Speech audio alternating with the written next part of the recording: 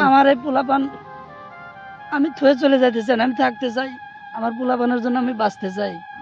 এ একাল ভাত দেয়, ও একাল ভাত দেয়, আমি সেগুলো খাই এখন বর্তমান বাঁচি রয়েছি আর কি। বন্ধুগণ, আজকে ক্যামেরার সামনে যে মানুষটিকে দেখছেন আসলে খুবই হৃদয় বিদারক একটি বিষয়, যে তার বাড়ি ঘর বিক্রি করে তার ট্রিটমেন্ট চালিয়েছে, তার চিকিৎসা চালিয়েছে, আজ পুরোপুরিভাবে এ পর্যন্ত সুস্থ হতে পারেনি। এই যে দেখেন, দেখতে পাচ্ছেন এখানে কিন্তু এই যে রগটা কিন্তু এই পাশাটা কিন্তু একবার দেখছে সমান, আর এই পাশাটা দেখতে পাচ্ছেন মানে রগটা কিন্তু ছিঁড়ে গেছে। মানে ভাই যে কথাটা বলছিল আশা করি আপনারা বুঝতে পারছেন। এই পাশের রগটা, অর্থাৎ এই পাশের রগটা দেখতে পাচ্ছেন একেবারে ছিঁড়া, আর এই পাশের রগটা কিন্তু দেখতে পাচ্ছেন একবারে ইজি। মানে তাহলে ভাই আপনার কোন পায়ে সমস্যা? আমার বাম পায়ের সমস্যা। বাম পায়ে সমস্যা। আচ্ছা, এ যাবৎ কত টাকা ফুরিয়েছেন?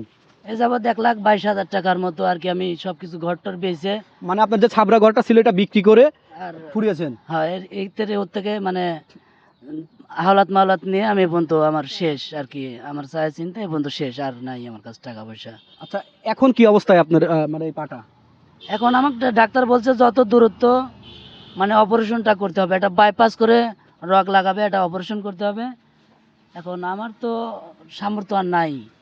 এখন আমি চাচ্ছি যে আমাকে যদি অনেকে সাহায্য করে, হয়তো আমি বেঁচে থাকতে চাই। আমার পোলাপান নিয়ে আমি